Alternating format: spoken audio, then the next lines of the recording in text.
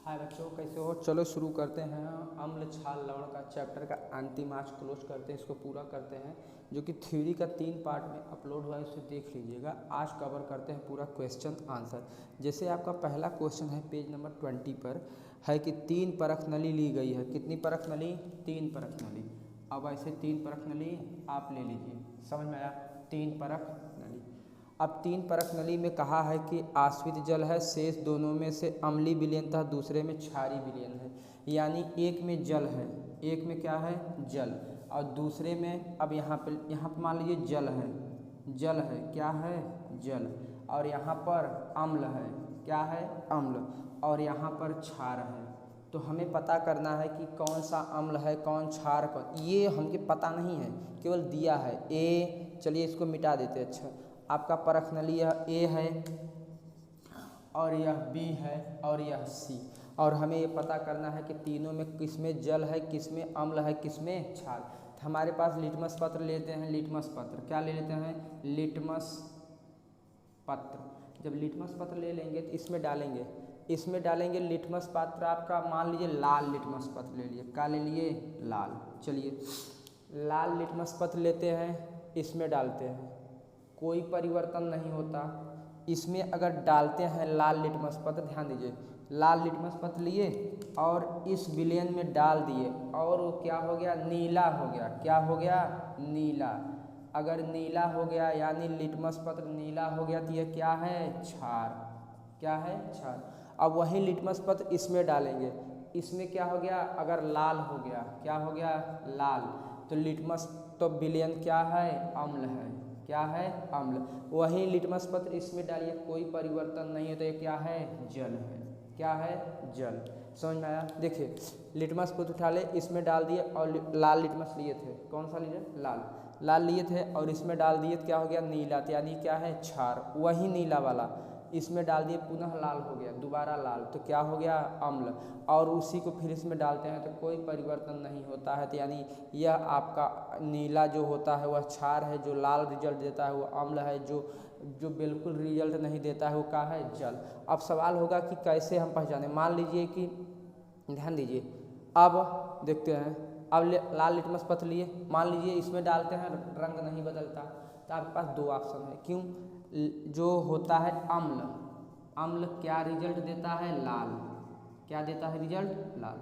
और क्षार, क्षार क्या रिजल्ट देता है? नीला। चलिए हम रेड लिटमस पत्र लिए हैं। कौन सा? रेड। रेड लिए, इसमें डाल दिए, डाले और रेड ही रह गया, बदला ही नहीं। तो आपके पास 2 सवाल हो गया, या तो अम्ल हो सकता है या जल भी तो हो सकता है। तो चलिए इसको रख दीजिए। आगे, अब आगे बढ़ते हैं। लाल वाला इसमें डालेंगे, कलर बदल जाएगा। अगर नीला हो गया, क्या हो गया? नीला, तो यानी क्या है? क्षार। अब फिर यही इसमें डालेंगे तो क्या हो जाएगा? लाल। क्या हो जाएगा? लाल। अगर लाल हो गया तो क्या है? अम्ल। और उसी को इसमें डालेंगे, कोई परिवर्तन नहीं होगा, क्या होगा? जल। समझ में आया क्वेश्चन? ये हो गया। कोई दिक्कत यहाँ तक? चलिए अब अगले प्रश्न पर चलते हैं। अगला प्रश्न पेज नंबर कितने पर है? देखिए एनसीईआरटी के सारे क्वेश्चन आज कवर किए जाएंगे। अब देखिए अगला क्वेश्चन आपका, पीतल एवं तांबे के बर्तन को दही खट्टे व देखो, पीतल के बर्तन, पीतल के बर्तन और तांबे के बर्तन में खट्टा पदार्थ नहीं रखते। कौन सा पदार्थ? खट्टा पदार्थ। क्यों? खट्टा पदार्थ अगर रखेंगे, ध्यान रखो, खट्टा पदार्थ अगर रखेंगे ना, तो पीतल के बर्तन और तांबे के बर्तन, इसमें क्या होता है? हाइड्रोजन आयन, और यह इनसे क्रिया करके विषाक्त बना लेता है, जो हमारे विष का कार्य करने लगता है, यानी जहरीला हो जाता है। फिर अगला है, धातु के साथ अम्ल की क्रिया होने पर क्या होगी? धातु के साथ अम्ल की क्रिया। चलिए धातु अम्ल क्या होता है आपका? HCl। अम्ल, ये धातु ले लीजिए, धातु क्या ले लीजिए? Na ले लीजिए, Na प्लस क्रिया होगी तो क्या होगी? Na आपका क्या बनाता है? प्लस। और हाइड्रोजन क्या बनाता है? प्लस। और Cl माइनस। यहाँ पर एक लोग थे, यहाँ पर 2 लोग थे, आए तो इनमें दोस्ती हो गई, तीनों मिल गए, तो यह किससे दोस्ती कर लिया?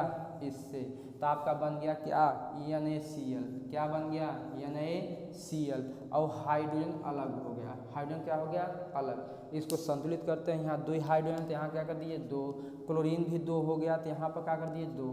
तब सोडियम भी 2 हो गया, तो यहाँ क्या कर दीजिए? 2। समझ में आया? ये हो गया, यानी रिजल्ट निकला कि जब धातु व अम्ल की क्रिया होती है तो लवण बनता है। क्या बनता है? लवण बनता है। और यह हाइड्रोजन गैस मुक्त होती है, हाइड्रोजन गैस मुक्त होती है। यानी जब अम्ल और क्षार की क्रिया होती है तो लवण बनता है और हाइड्रोजन गैस मुक्त होती है। कोई भी कराएंगे, अगर अम्ल है और कोई धातु है तो हाइड्रोजन गैस क्या होगी? मुक्त होगी। चलिए अगला क्वेश्चन है कि उदाहरण द्वारा समझाइए कि इस पर से जांच कीजिए कैसे। कोई धातु ए तनु हाइड्रोक्लोरिक अम्ल के साथ अपक्रिया करती है। कोई धातु ए है, कितना है? ए, और हाइड्रोक्लोरिक अम्ल के साथ क्या करती है? क्रिया करती है, तो बुदबुदाहट उत्पन्न होता है। देखिए कोई धातु है, मान लीजिए आपका के धातु है, कितना धातु है? पोटेशियम, धातु करेगा कैल्शियम, तो पोटेशियम क्या बनाता है? प्लस, और यह Cl भी क्या होता है? प्लस। Cl क्या होता है? माइनस। अब देखिए जब ये दो लोग ये आए दोस्ती होना शुरू हो गया, तो ये किसके साथ दोस्ती हो गया? इसके साथ, तो यह क्या बन गया? KCl। और हाइड्रोजन क्या हो गई? अलग, ये आपका लवण हो गया। क्या हो गया? लवण। और ये क्या निकली? Hydrogen gas. तो जो बुदबुदाहट होती है वो कौन सी गैस होती है? Hydrogen gas. अब देखिए तनु अम्ल रहेगा तो बुदबुदाहट धीरे धीरे होगी, अगर ज़्यादा रहेगा, ये सांद्र अम्ल रहेगा तो बुदबुदाहट क्या होगी? बहुत तेज़ी से होगा। समझ में आया? चलिए आगे चलते हैं। अगला क्वेश्चन है आपका, ध्यान दीजिए। अगला क्वेश्चन है कि हाँ बुझा देती है, तो कौन सी गैस है? ये आपका सूत्र, चलिए दूसरा एक लिख लेते हैं। चलिए H2SO4 ले लेते हैं। H2SO4 की क्रिया किससे कराते हैं? अम्ल से। चलिए किससे करा दें? चलिए मैग्नीशियम से करा देते हैं। किससे? Mg से। जब Mg से कराएंगे तो Mg क्या होता है आपका? +2, और यह हाइड्रोजन क्या होता है? प्लस, और SO4 क्या होता है? -2। तब देखिए यहाँ पे दो लोग थे, हाइड्रोजन और सल्फेट, ये पूरा सल्फेट होता है, ये क्या है? मैग्नीशियम। अब आए तो मैग्नीशियम आपका क्या बनाता है? प्लस, ये इसके साथ कर क्या हो जाएगा? MgSO4, मैग्नीशियम हो जाएगा, और हाइड्रोजन क्या हो जाएगा? अलग। अब इस हो गया संतुलित। तो देखिए जब धातु की क्रिया अम्ल से होती है तो हाइड्रोजन गैस निकलती है, अगर ये संतुलित रासायनिक समीकरण है। और देखिए अगर अम्ल या सांद्र है तो बुदबुदाहट तेजी से होगा, यानी हाइड्रोजन गैस जो है ना वो तेजी से निष्कासित होती है। समझ में आया? यानी धातु और अम्ल की क्रिया होती है तो लवण बनता है और हाइड्रोजन गैस मुक्त होती है। ये क्वेश्चन हो गया 24 के। चलिए आगे देखते हैं 20। अब देखिए अगला क्वेश्चन है कि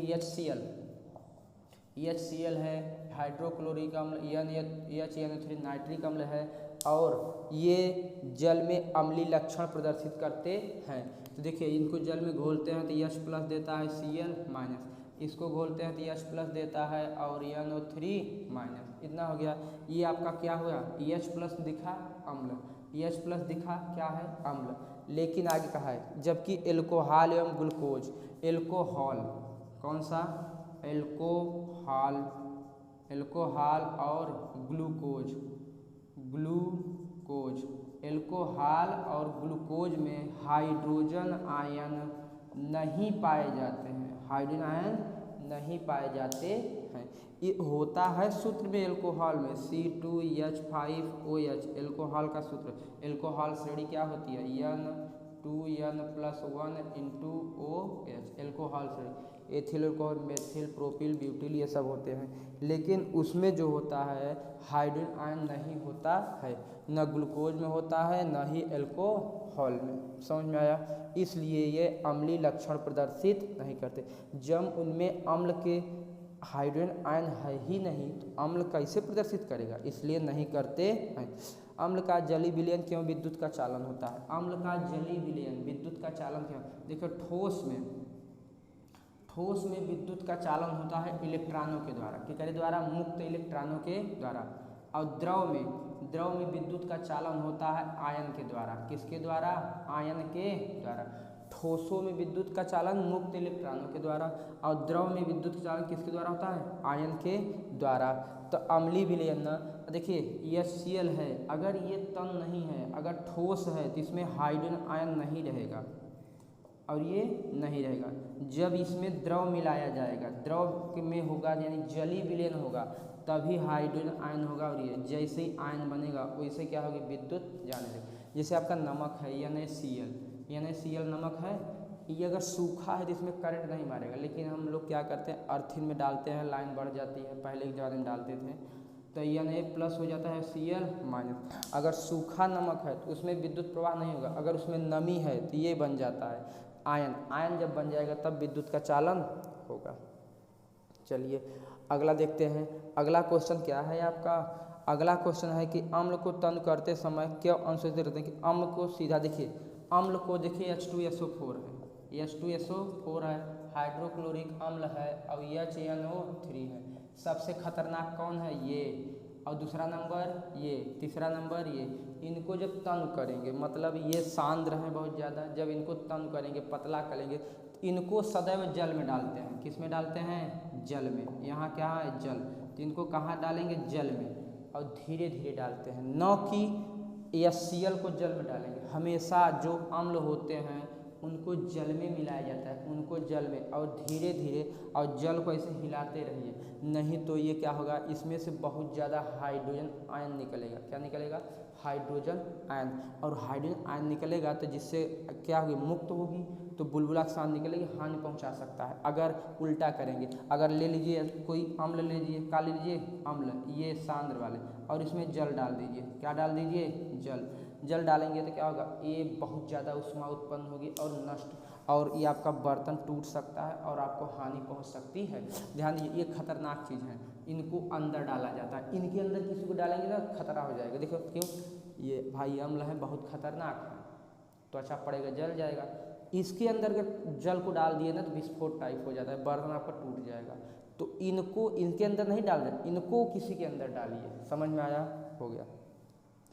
अब देखिए इसीलिए, और हमेशा हिलाते रहिए, नहीं तो क्या हो जाएगा, फलक करके बाहर, क्योंकि जब अम्ल को जल में मिलाते हैं तो ऊष्मा बहुत तेज़ी से प्रभावित होता है। फिर अम्ल को तनुकृत करने में हाइड्रोजन आयन का प्रयोग, देखो हाइड्रोनियम आयन जिसे HCl है, क्या है HCl, जब इसको अम्लीय करते हैं तो क्या होगा, हाइड्रोजन आयन देखो क्या बनता है, जब इसमें जल मिलाते हैं, क्या मिलाते हैं, जल, H2O मिलाते हैं, तो आपका जब इसमें जल मिलाते हैं तो आपका बनता है हाइड्रोनियम आयन बनता है और Cl-।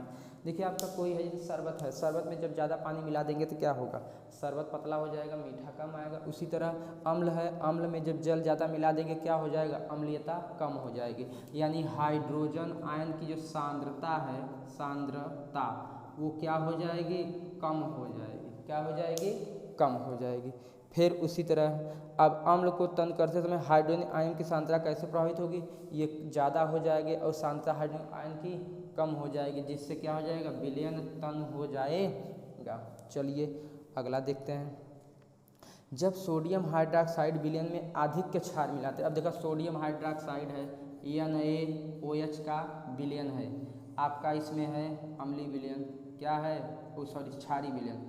अब क्षारीय विलयन है इसमें, ध्यान दीजिए, अब NaOH का क्षारीय विलयन है, इसमें OH और डाल दिए हम, क्या किए, बाहर से OH और डाल दिए, तो क्या हो गया, OH की मात्रा और बढ़ गई, तो आपका विलयन क्या हो गया, अधिक क्षारीय हो गया। क्या हो गया, अधिक क्षारीय हो गया। क्यों, पहले कम था, NaOH था, फिर OH और डाल दिए, OH, तो क्या हो गया आपका, विलयन अधिक क्षारीय हो गया। समझ में आया। इसी तरह अब चलते हैं अगले क्वेश्चन पर। अगला क्वेश्चन है आपका पेज नंबर 31 पर। आपके पास विलयन A है, कह रहा है विलयन A और B में pH मान 6, एक का विलयन pH देखिए, दो पास 2 विलयन है, कितना विलयन है, 2, एक का pH मान कितना है 6 और दूसरे का pH मान कितना है 8। देखिए 7 क्या होता है, उदासीन, इसके इधर क्या होता है, अम्ल, और इसके ऊपर क्या होता है, क्षार। तो 8 वाला क्या है, क्षार, ये क्या है, क्षार, और ये 6 वाला क्या है, अम्ल। यानी जिसका pH मान अम्ल है 6 है वो अम्ल है, और जिसका 8 है वो क्या है, क्षार। समझ में आया। चलिए अब आगे देखते हैं।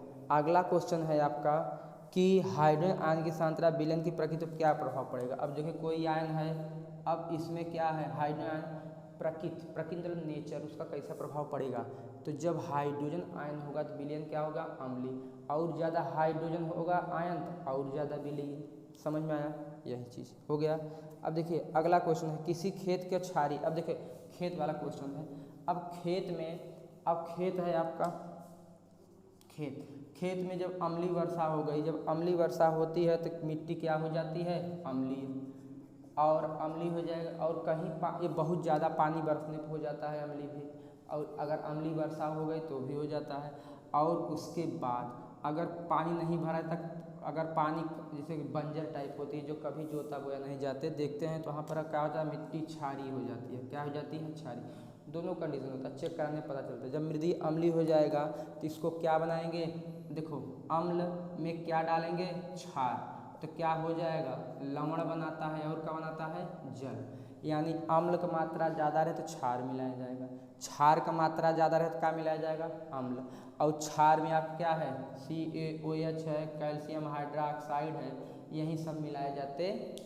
इन सब को मिलाने से अम्लीय मिट्टी क्या हो जाती है, उदासीन, और वह पैदावार के लायक हो जाती है। समझ में आया। यानी अगर आपकी मिट्टी अम्लीय है तो उसमें क्षारीय पदार्थ मिलाएंगे, और आपकी मिट्टी क्षारीय है तो उसमें क्या मिलाएंगे, अम्लीय पदार्थ। चलिए अब देखिए, देखिए वहीं देख कैल्शियम हाइड्रोक्साइड दिया है, क्या दिया है, कैल्शियम हाइड्रोक्साइड, ये क्या है, क्षारीय। अगर यह मिलाया जाता है तो यानी आपकी मिट्टी क्या थी, अम्लीय थी। क्या थी, अम्लीय। समझ में आया। चलिए अब क्वेश्चन देखते हैं अगला। अगला क्वेश्चन है आपका कि CaCl2 का प्रचलित नाम क्या है। ध्यान दो, CaO, देखो CaOCl2, इसका प्रचलित नाम है ब्लीचिंग पाउडर। क्या नाम है, ब्लीचिंग पाउडर प्रचलित नाम है। फिर अगला देखिए, उस पदार्थ का नाम बताए जो क्लोरीन से क्रिया करके विरंजक चूर्ण बनाता है। क्या बनाता है, विरंजक चूर्ण। यही ब्लीचिंग पाउडर को विरंजक चूर्ण भी कहते हैं। तो कैल्शियम हाइड्रोक्साइड क्या होता है, कैल्शियम हाइड्रोक्साइड की क्रिया किससे होती है, क्लोरीन से। तो आपका यही बनाता है CaOCl2, ये बनाएगा। और यहाँ क्या बनता है, जल। क्या बनता है, जल। यानी कैल्शियम हाइड्रोक्साइड की क्रिया जब क्लोरीन से होती है तो आपका यही बनता है क्या, विरंजक चूर्ण। कैल्शियम हाइड्रोक्साइड क्रिया जब क्लोरीन से होती है तो विरंजक चूर्ण प्राप्त होता है, यानी ब्लीचिंग पाउडर प्राप्त होता है। ये आपका रहा समीकरण। समझ में आया। चलिए अब अगला देखते हैं। अगला क्वेश्चन है कि कठोर जल को मृत करने के लिए सोडियम यौगिक का उपयोग किया जाता है। कठोर जल, कठोर जल है आपका, बताए थे कठोर जल, मृदु जल, उसमें क्या सोडियम कार्बोनेट का प्रयोग किया जाता है। क्यों, क्योंकि विलयन और कठोर जल में क्या होता है, अशुद्धि आते क्षारीय पदार्थ हो जाता है, इसलिए उसको मिलाया जाता है। अगला है sodium hydrogen carbonate, sodium hydrogen carbonate को जब गर्म करते हैं, क्या करते हैं, गर्म, तो क्या बनता है, सोडियम कार्बोनेट बनता है, और CO2 बनता है, और क्या बनता है, जल। क्या बनता है, सोडियम कार्बोनेट। यह दो लगा दीजिए, ये क्या हो गया, संतुलित। यानी सोडियम हाइड्रोजन कार्बोनेट के जब करते हैं, सोडियम कार्बोनेट, कार्बन डाइऑक्साइड और जल प्राप्त होता है। यह संतुलित है, संतुलित है। चलिए आगे देखते हैं। अगला है कि प्लास्टर ऑफ पेरिस को जल के साथ अब क्रिया से समीकरण लिखिए। प्लास्टर ऑफ पेरिस, ध्यान दीजिए, प्लास्टर ऑफ पेरिस का सूत्र होता है CaSO4 × 12H2O। इसकी क्रिया किससे होगी, जल से, H2O। जब क्रिया होगी ना, प्लास्टर ऑफ पेरिस है, यह क्या है, प्लास्टर ऑफ पेरिस है, प्लास्टर ऑफ पेरिस की क्रिया किससे होगी, जल से। तो क्या बनाता है, CaSO4, यहाँ हो जाएगा 2H2O, तो क्या हो जाएगा, अब ये जिप्सम हो गया। क्या हो गया, जिप्सम। क्या बन गया, जिप्सम। अब देखिए यहाँ पर हाइड्रोजन के जल का अणु कितना है, आधा, यहाँ कितना हो गया, डबल, यानी वृद्धि हो गया। इसको संतुलित कर लेते हैं। समझ में आया। तो यहाँ कर दिए 3/2, तब क्या हो जाएगा, संतुलित। क्यों, यहाँ 2 जल है, यहाँ आधा है, यहाँ 1.5, कितना हो जाएगा, जल। यानी जब प्लास्टर ऑफ पेरिस की क्रिया जल से होती है तो जिप्सम बनता है। जिप्सम क्या हो जाता है, कठोर हो जाता है। इसीलिए प्लास्टर ऑफ पेरिस को आर्द्र रोधी बर्तन में रखा जाता है। किस में रखा जाता है, आर्द्र रोधी। आर्द्र रोधी मतलब जहाँ नमी न पहुँच सके। अगर नमी पा जाएगा तो वह क्या बना लेगा, आपका ठोस पदार्थ बन जाएगा। जो प्लास्टर होता है हाथ या पैर टूटने पर लगाया जाता है, वही प्लास्टर ऑफ पेरिस की बात हो रही है। चलिए अब अगला क्वेश्चन देखते हैं, अभ्यास प्रश्न। अभ्यास प्रश्न में देखते हैं, पहला क्वेश्चन ध्यान से पढ़िए। क्या है पहला क्वेश्चन, इसको आप आज पूरा कवर करते हैं। कोई विलयन का लिटमस पत्र नीला कर देता है, क्या कर देता है? नीला। यानी लिटमस पत्र आपका क्या हो गया? नीला। यानी क्या है? क्षार है। क्या है? क्षार। और क्षार का होता क्या है? 7 से ऊपर, 7.1 से लेकर कहाँ तक होता है? 14। तो इसमें कौन सा हो जाए? 1 है अम्लीय है, 4 है अम्लीय है, 5 है अम्लीय है, 10 क्या होगा? क्षारी। तो क्वेश्चन आंसर नंबर आपका क्या हो गया? डी, 10 वाला। क्यों? नीला कौन रिजल्ट देता है? क्षार। और अम्ल कौन क्या रिजल्ट देता है? लाल। क्या देता है? लाल। अब देखिए दूसरा, कोई विलयन कोई विलयन अंडे के पिसे हुए कवच से अपक्रिया करके एक गैस उत्पन्न करता है जो चूने के पानी को दूधिया कर देता है, कैल्शियम हाइड्रोक्साइड। और वो होता है किससे क्रिया करता है? HCl से। किससे क्रिया करता है? HCl से। और वो क्या है आपका विकल्प नंबर बी है, HCl। हाइड्रोक्लोरिक अम्ल से जब क्रिया करता है कौन? कवच, तो क्या उत्पन्न होता है? दुधिया रंग उत्पन्न हो जाता है। समझ में आया? चलिए अगला क्वेश्चन देखते हैं। अगला क्वेश्चन में क्या है? NaOH का 10 विलयन। देखिए NaOH का 10 ml है। कई ml है? 10। फिर HCl का 8 ml है। HCl का कितना ml है? 8 ml। 8 ml है। और उदासीन करने के लिए हमें NaOH की 20 ml। उदासीन करने एकड़ कई ml लगा था? 20 ml। तो हाइड्रोक्लोरिक अम्ल का कितना लगेगा? इसका पूछा है, तो क्या कर दीजिए? 20। देखिए ये आपका है बाएं साइड बाएं, दाहिने साइड दाहिने। ये कितना हो गया? 10। ये कितना हो गया? 20। ये कितना हो गया? 8 है। यहाँ पर कितना है? यह। तो जिसका मान निकालना कहाँ आएगा? ऊपर। और सब कहाँ जाएंगे? देखिए जिसका अब तिर्यक गुणा करिए चाहे जैसे, देखिए तिर्यक गुणा हमेशा करके हल्के इस, देखिए इसका मान निकालना है ऊपर आएगा। ये नीचे वाले कहाँ जाएंगे? ऊपर। और ऊपर वाले नीचे। हो गया ये और ये कट गया। तो यक्स बराबर कितना आ गया? 8 दूनी 16। कितना हो गया? 16। जिसको मान निकालना है उसको ऊपर लाइए, नीचे का ऊपर, ऊपर का नीचे, जैसे होता है क्रॉस मल्टीप्लाई में। यानी आपका नंबर कौन है? डी सही है। क्या सही है? D number. यानी 16 ml। कितना ml? 16। अगला, अपच का उपचार। जब आप खाना अधिक खा लेते हैं, अम्लीय भोजन, जितने स्वादिष्ट भोजन है सब अम्लीय भोजन है। कैसा भोजन है? अम्लीय। और जब पेट में जो होता है अम्ल, आपके पेट में अम्ल और क्षार की मात्रा ना इक्वल रहनी चाहिए। क्या रहनी चाहिए? इक्वल। नहीं तो आपका अपच हो जाएगा। जितने स्वादिष्ट भोजन होते हैं सब अम्लीय हैं, सब अम्लीय। तो अपच हो जाएगा ना। तो जब अपच हो जाएगा तो अम्ल बढ़ जाएगा, तो उसके लिए क्या मिलाया जाता है? क्षार। और दवा आती है आपके एंटासिड। एंटासिड में होता है क्या है? मैग्नीशियम हाइड्रोक्साइड होता है। क्या होता है? Magnesium hydroxide. यह पेट की अम्लीयता को दूर करके, देखा अम्ल बढ़ गया है क्योंकि आप अच्छा भोजन खाएं, उसमें अम्लीय होता है, तो क्षार घट गया तो अपच होने लगता है। इसलिए क्या गोली देते हैं? मैग्नीशियम हाइड्रोक्साइड या मैग्नीशिया हाइड्रोक्साइड। ये जाता है तो अम्ल बढ़ा है आपके पेट में, तो क्या क्षार बना दे, क्षार क्रिया करके क्या बना देगा? जल बना देगा। और क्या करता है? उदासीन लवण बना देता है। यानी अपच में जो गोली ली जाती है उसे एंटासिड बोलते हैं। चलिए आप देखा क्वेश्चन नंबर 5। क्वेश्चन नंबर 5 में दिया है आपका, देखिए तन सल्फ्यूरिक अम्ल। तन सल्फ्यूरिक अम्ल यानी आपका क्या? H2SO4। तन सल्फ्यूरिक अम्ल और दानेदार जिंक, जिंक माने Zn से क्रिया होगी तो क्या होगा? चलिए देखते हैं। आपका H क्या बनाता है? प्लस। और SO4 सल्फेट क्या बनाता है? -2। और Zn क्या बनाता है? +2। देखिए यहाँ पे सल्फेट और हाइड्रोजन था, 2 दोस्त थे और एक दोस्त आ गए, मिल गए, तो यह किसके साथ चला गया? इसके साथ। तो क्या बना लिया? ZnSO4। और आपका ये हाइड्रोजन क्या हो गया? अलग।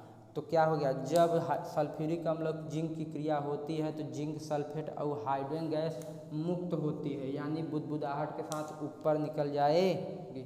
समझ में आया? और ये आपका देख लिए समीकरण क्या है? संतुलित। समझ में आया? अब देखते हैं अगला। अगला देखिए अगला में क्या है आपका? तनु हाइड्रोक्लोरिक अम्ल। तनु हाइड्रोक्लोरिक अम्ल। तनु हाइड्रोक्लोरिक अम्ल और मैग्नीशियम की पट्टी क्या होती है? Mg से क्रिया कराएंगे तो क्या होगा? चलिए देखते हैं। हाइड्रोक्लोरिक अम्ल क्या होता है? H और Cl। मैग्नीशियम की पट्टी क्या होती है? Mg+2।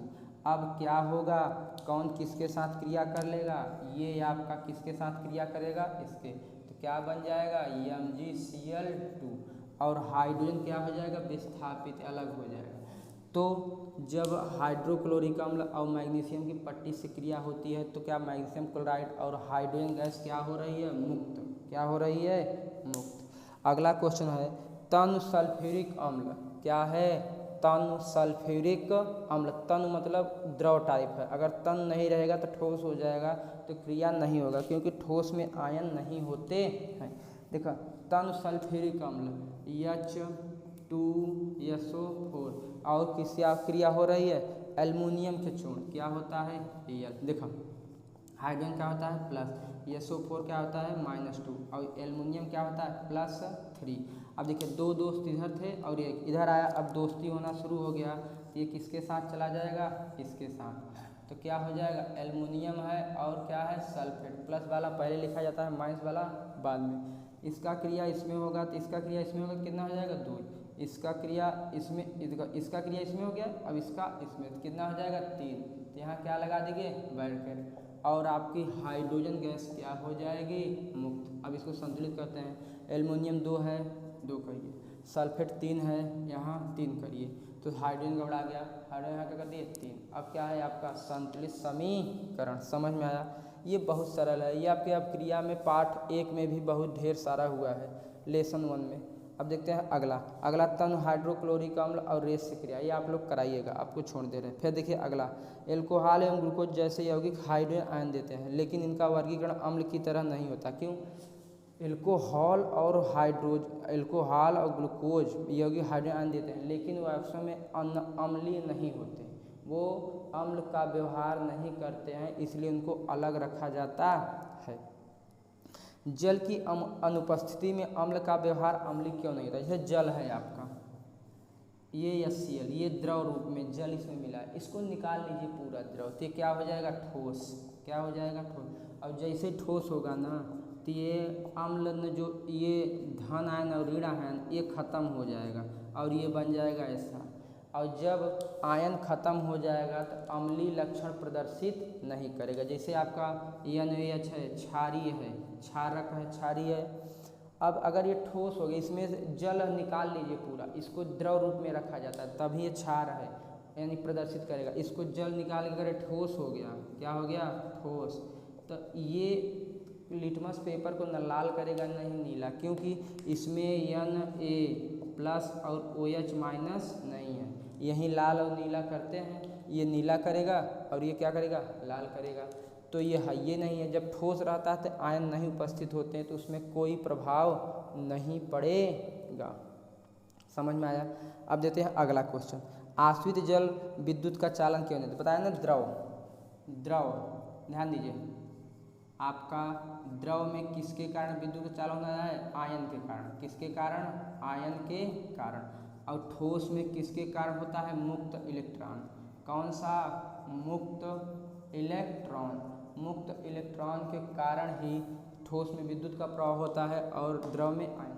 तो जब आश्रित जल में होता है H2O, इसमें आयन नहीं पाया जाता, आश्रित जल माने एकदम शुद्ध जल और इसमें आयन बिल्कुल नहीं पाया जाता, तो आश्रित जल में विद्युत का प्रवाह नहीं होगा। अगर कोई पूछे जल में विद्युत का प्रवाह होगा तो बोलिए कौन सा जल, कहेंगे आश्रित जल, तो आश्रित जल में विद्युत नहीं होता, मतलब ये एकदम शुद्ध, इसमें करंट का फ्लो नहीं होगा। आगे देखते हैं, विलयन आपका दिया है ABCDE दिया है और सबका pH मान दिया है, सबका क्या दिया है pH मान, समझ में आया।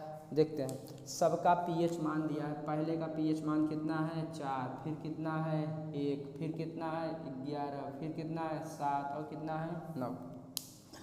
तो इसमें दिखा है कौन सा प्रबल क्षारीय है, क्या है, सबके बारे में देखते हैं। ध्यान दें, पहली बात ही 7 के नीचे है तो क्या है एसिड, अम्ल है, ये क्या है आपका अम्ल है, यह भी क्या है अम्ल है, क्या है अम्ल, और यह 7 से ऊपर है तो यह क्या है क्षार है, और ये क्या है उदासीन है, और ये क्या है क्षार। अब देखते हैं अम्ल क्षार और ये क्या हो गया उदासीन न अम्ल है न क्षार, बीच वाला मैटर है। चलिए अब अम्ल दो है यहाँ और यहाँ, तो सबसे ज़्यादा अम्ली कौन होगा? एक वाला। इसमें हाइड्रोजन आयन जो है ना बहुत ज़्यादा होंगे। क्या होंगे? बहुत ज़्यादा।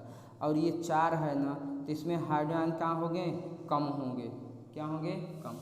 ये क्षार है, ये बढ़ रहा है 9 ना, ये ज़्यादा क्षारी है। इसमें OH क्या है? माइनस क्या होंगे? बहुत ज़्यादा। किसके तुलना में? यहाँ OH क्या होंगे? इससे कम हो, क्योंकि ये 9 है। 7 8 9 और ये कहाँ था? 10 11, यानी इसमें क्षारीपन अधिक होगा और इसमें कम। समझ में आया? अब देखिए बात होगा तो ये होगा प्रबल क्षारक और ये क्या होगा? दुर्बल क्षारक। ये उदासीन है, ये होगा ये होगा प्रबल अम्ल और ये होगा प्रबल अम्ल और ये क्या होगा? दुर्बल अम्ल। और ये होगा प्रबल क्षार और ये होगा ये होगा, एक मिनट, ये 9 है, ये होगा दुर्बल क्षार और ये होगा क्या? प्रबल क्षार। प्रबल क्षार क्यों? क्योंकि 7 से ऊपर जैसे जाएंगे 8 9 10 तो क्षार की प्रबलता बढ़ती जाती है। क्षार की प्रबलता बढ़ती जाती है। चलिए आगे देखते हैं। अब ध्यान दीजिए, आपके पास परख नली है, एक A है और दूसरी परख नली आपकी B है। क्या है? B। अब ध्यान दीजिए, एक में है HCl, एक में क्या है? HCl और दूसरे में CH3COOH, इतना है। अब देखिए मैग्नीशियम की पट्टी, इसमें क्या है? परख नली में हाइड्रोक्लोरिक B एसिटिक अम्ल, दोनों में अम्लों की मात्रा सांद्रता समान है, तो परख नली में किसमें बुदबुदाहट तेजी से होगी? देखिए ये प्रबल अम्ल है, ये क्या है? प्रबल अम्ल है और ये क्या है? दुर्बल अम्ल है। क्या है? दुर्बल अम्ल। तो इसमें हाइड्रोजन आयन क्या होंगे? बहुत अधिक मात्रा में होंगे। इसमें हाइड्रोजन आयन कम होंगे? कम होंगे। क्या होंगे? कम। इसमें बुदबुदाहट तेजी से होगा और वो क्या निकलता है? H2। इसमें भी H2 निकलेगा, इसमें से भी H2। बस फर्क ये है कि इसमें तेजी से निकलेगा, किसमें? इसमें, और इसमें धीरे धीरे। तो बुदबुदाहट अधिक किसमें होगा? हाइड्रोक्लोरिक अम्ल वाले में। समझ में आया? अब चलिए अगला क्वेश्चन देखते हैं। अगला क्वेश्चन क्या है? ध्यान से पढ़िए। अगला क्वेश्चन है कि ताजे दूध का pH मान 6 होता है, यानी जब भैंस या गाय से दूध निकाला जाता है तो उसका मान pH कितना होता है? 6। अब कह रहा है दही बन जाने का pH मान में क्या परिवर्तन? दही क्या होता है? ये अम्लीय है, लेकिन दही क्या होता है? दूध से ज़्यादा खट्टा होता है, तो उसका pH मान क्या हो जाएगा? pH मान 6 से कम हो जाएगा। pH मान कितना? 6 से कम हो जाएगा मतलब 5 आ जाएगा। कितना आ जाएगा? 5, यानी 6 के नीचे। क्यों? दूध कम अम्लीय होता है और ये दही ज़्यादा अम्लीय होता है, वही चीज़। अब देखिए दूसरा आगे दिया है, एक ग्वाला ताजे दूध में थोड़ा बेकिंग सोडा मिलाता है। क्या मिलाता है? Baking soda. जिसे दूध है, दूध आपका अम्लीय है, दूध क्या है? अम्लीय है। दूध में हाइड्रोजन आयन पाया जाता है। क्या होता है? अम्लीय, हल्का अम्लीय होता है। अब इसमें मिला देते हैं NaOH। अब देखिए क्या होता है, दूध जैसे भैंस से जब दूध या गाय से निकाला जाता है 5-6 घंटे बाद अगर उसको नहीं निकालेंगे तो उसमें ये बढ़ने लगता है और दूध फट जाता है, यानी अम्लीय हो जाता है। तो उसको मिलाने के लिए पहले से मिला देंगे। क्यों? जितना ज़्यादा अम्ल होगा उतना ज़्यादा क्षार मिल के क्या बन लेगा? उदासीन। अम्लीयता बढ़ेगी, इधर क्षार मिलाया हुआ है पहले से ही, तो क्या होगा? क्षार और अम्ल दोनों को कैंसिल कर देगा और लवण और जल बना लेगा। बहुत हल्के मात्रा में बनाएगा लवण और जल। तो देखिए अम्ल और क्षार जब मिलते हैं क्या बनता है? लवण और क्या बनता है? जल।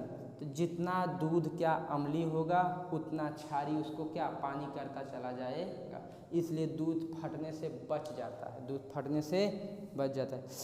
अगला क्वेश्चन है, इस दूध को दही बनाने में अधिक समय क्यों लगता है? क्योंकि प्रक्रिया धीरे धीरे होती है। दूध है, जैसे शाम को अगर दूध जमा दिया जाता है, रख दिया जाता है, सुबह दही बन जाता है। अगर उसमें थोड़ा सा मट्ठा डाल दिया जाए तो जल्दी बन जाता है, नहीं बनता तो अगर नहीं डालते तो नहीं जमता है, तो फिर दूसरे तीसरे दिन ट्राई किया जाता है। तो ये एक धीमी प्रक्रिया है, यानी जब उसमें अम्ल बनता है तो क्या होता है? एक धीमी प्रक्रिया होती है। चलिए, प्लास्टर ऑफ पेरिस को आर्द्ररोधी बर्तन में क्यों रखा जाता है? क्यों? अभी रिएक्शन हुआ है ना, वही है। प्लास्टर ऑफ पेरिस को आर्द्र बर्तन में इसलिए रखा जाता है क्योंकि यह नमी से क्रिया करके जिप्सम बनाता है। जिप्सम एक ठोस पदार्थ हो जाता है, इसलिए इसे आर्द्ररोधी बर्तन में रखा जाता है। उदासीनी अभिक्रिया क्या है? अम्ल और जल की जब क्रिया होती है तो अम्ल और क्षार की जब क्रिया होती है तो लवण और जल बनता है। इसी को उदासीनीकरण अभिक्रिया कहते हैं। एक उदाहरण ले लीजिए, NaCl और क्या ले लीजिए,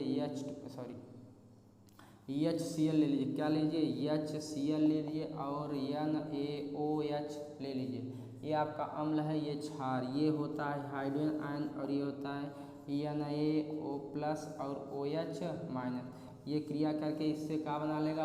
लवण, और ये क्या बना लेगा? जल। इसी क्या कहते हैं? उदासीनीकरण अभिक्रिया। जब अम्ल और क्षार मिलते हैं तो जल और लवण बनता है और इसे कहते हैं उदासीनीकरण अभिक्रिया कहते हैं। अब चलिए अगला है, समझ में आया? अगला है धावन सोडा। धावन सोडा तथा बेकिंग सोडा का उपयोग बताइए। धावन सोडा तथा बेकिंग सोडा दो है। धोने का सोडा, ध्यान दीजिए, धोने का सोडा, और क्या है? Baking soda. हाँ, बेकिंग सोडा, बेकिंग सोडा। धोने का सोडा यानी कपड़ा धोने वाला सोडा हो गया। इसमें अभी होता क्या है? हाइड्रोजन कार्बोनेट होता है, हाइड्रोजन कार्बोनेट। इसको गर्म करते हैं तो क्या बनता है? सोडियम कार्बोनेट बनता है, जल बनता है और कार्बन डाइऑक्साइड। ये हो गया। इसमें बेकिंग सोडा का उपयोग क्या होता है? तो बेकिंग सोडा वही जो खाने वाला सोडा, इसे बोलते हैं बेकिंग सोडा। तो इसमें क्या हो? केक, आपका केक बनता है, केक बहुत मुलायम होता है, क्या क्या मिलाया था? Baking soda. आपकी कचौरी बनती है या भोजन को स्पंजी बनाने में, भोजन को स्पंजी मतलब बहुत मुलायम बनाने के लिए किसका प्रयोग किया? Baking soda. जैसे कचौरी में डाला जाता है, पूड़ी में डाला जाता है, तो क्यों मिलाते हैं? क्योंकि स्पंजी। आपका रसगुल्ला बनाया जाता है, उसमें भी बेकिंग सोडा मिलाया ताकि वो मुलायम रहे। क्या रहे? मुलायम। यही सब। इसी के साथ ये आपका जो होता है सलूशन क्या हो गया? पूरा कंप्लीट। अब अगले वीडियो में मिलते हैं। क्लास कौन सा? चैप्टर 3, धातु एवं अधातु। ओके, धन्यवाद, पढ़ते रहिए।